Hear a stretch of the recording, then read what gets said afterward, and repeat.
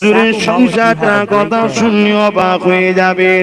এ যুবকেরা, আল্লাহ নবীর কন্যা ফাতেমা তাজ-জাহরা, যে নবী পাককে আল্লাহ দোনো জাহানের সুলতান করেছে, সেই নবী আমার নিজের কন্যার বিবাহ দেবে, ছেলে খুঁজতে লেগেছে।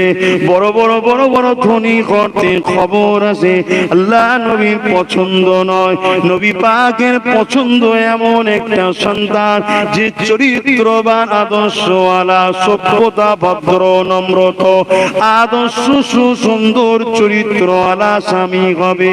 এবং আমার ফাতেমাকে দুনিয়ায় শুধু ভালোবাসবে তা নয়, আখিরাতে যেন আল্লাহর জান্নাতেও সাথে থাকে।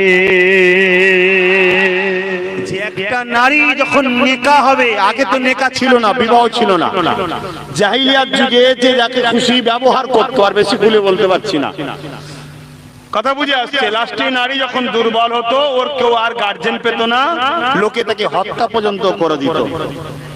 ইসলাম কি দিয়েছে যে তোমার জীবন সাথী একজন হবে, এবং শুধু দুনিয়াই নয়, তুমি স্বপ্ন দেখো দুজনে একসাথে পরকালে জান্নাতেও থাকবে। যদি নাও হয়, তুমি জীবনের শেষ দিন পর্যন্ত তার সাথ দেবে, অঙ্গীকার হও।